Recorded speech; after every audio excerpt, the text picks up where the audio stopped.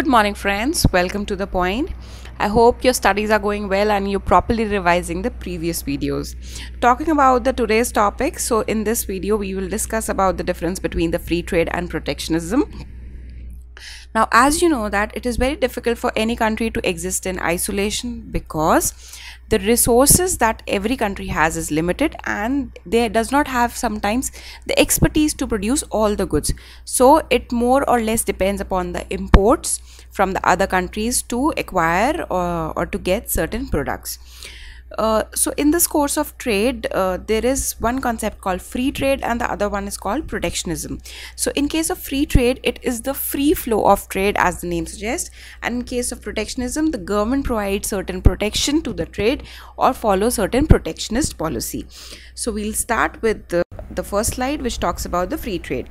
Now, with the free trade, as the name suggests, means free and uninterrupted trade between the countries without any steep tariffs, duties and quotas on goods and services. It is a trade that flows freely without any hindrances. As the name suggests, as I told you, it is the free flow of trade and there is no barrier that is created by the government in the flow of trade. Now, barriers could be in the form of tariffs, duties and quotas. Now, how do these tariffs, duties and quotas acts as hindrances to the trade? For an example, if earlier the import duty on import of crude oil or let's say palm oil, we'll take an example of palm oil here.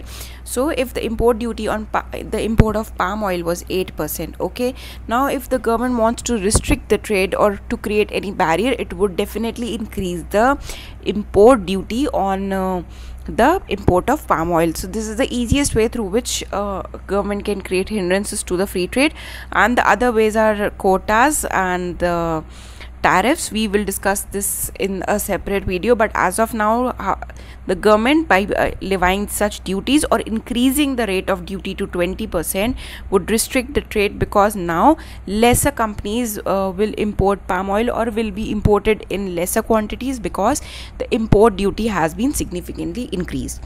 So this is how the government of a country creates hindrances to the trade. Now, in case of free trade, there is no such concept called tariffs, duties and quotas, and the trade is allowed to flow freely. This free trade is largely a theoretical concept, as no country would allow trade to flow freely since it could cause damage to their own domestic industry. Now, this free trade is just a theoretical concept and it does not exist in the real world, because if the countries are allowed to trade freely, they would after a certain point of time would stop producing goods in the country itself and would be import dependent, and in the long run the import bills would inflate and that would deplete the foreign exchange reserves, which would significantly cause a dent to the economic growth of the country. So there is no such concept called free trade that exists in the real world.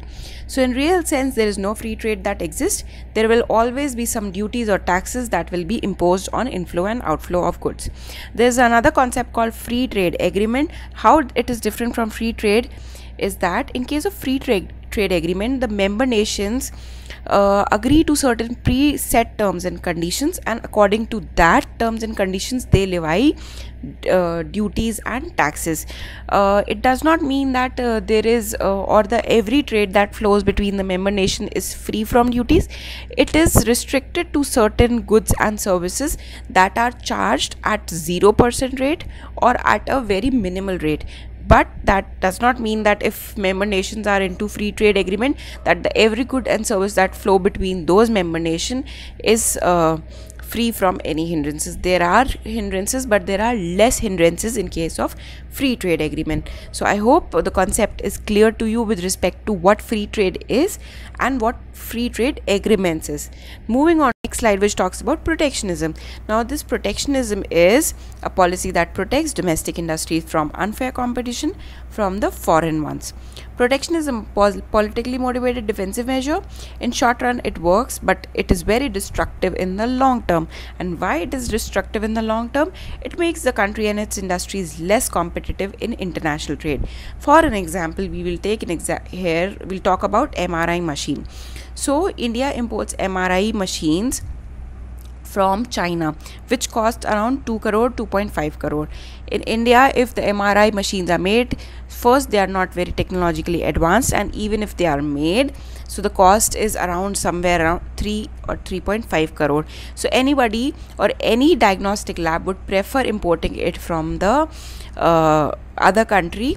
So in the short run, if you see, the labs are able to save their cost and in turn would charge less to the customers, which are the citizens of the country. So in short term it is very beneficial, but if you see in the long term, India would never be self-reliant in making MRI machines.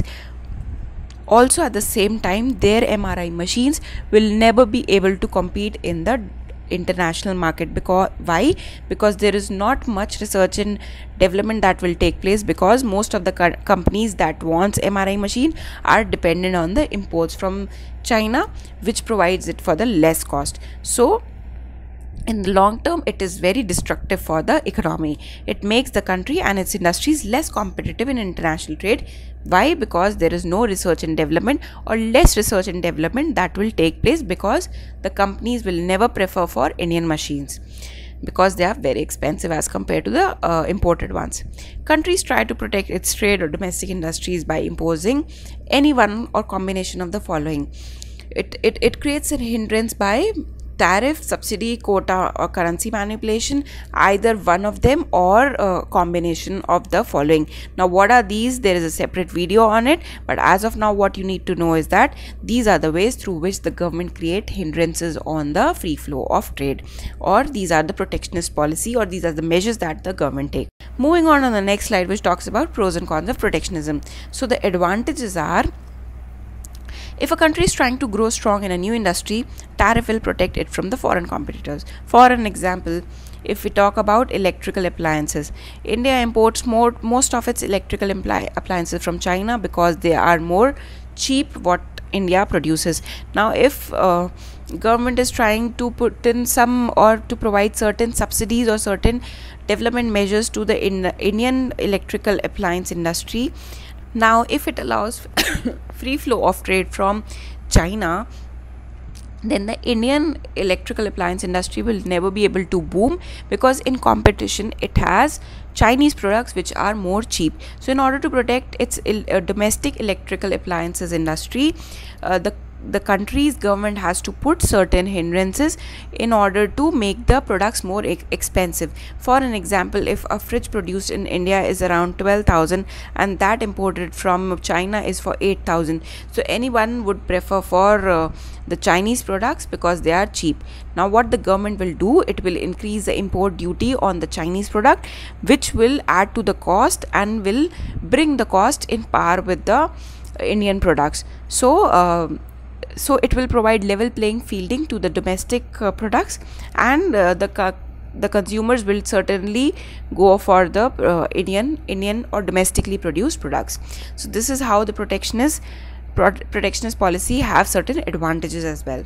Now protectionism also temporarily creates job for domestic workers. How it creates job? Because whenever an industry is growing or a new industry is established in a country, it creates employment opportunities for the people of the country. On the other hand, if we see, if the country is import dependent, then not much industries will function and there would be no creation of employment. So this protectionist policy also helps in creation of jobs for the domestic workers. So these were the two advantages. Now what is the disadvantage? In long term, the protectionist policy weakens the industry, as I've explained you in the previous slide. It does not now the domestic industry will never spend in research and development and will not be able to compete with the foreign products or in the international market. So in long term, it is very destructive for the economy, as the domestic players will be assured about the protection that is provided to them by the government from the foreign products. So these are the pros and cons of the protectionist policy. We have also discussed about the free trade in detail, and also that the free trade does not exist in real, it's just mere a theoretical concept, and how it is different from the free trade agreement. So friends, moving on to the next slide, and with this we will wind up. It talks about and shows the difference between a free trade shop and a protection shop, how the products are freely distributed here, and how it is in the case of protection shop, the rates are being applied. So friends, with this I would like to wind up the video, and I hope this video has brought you little clarity with respect to what free trade is and how the government creates hindrances in the protectionist trade.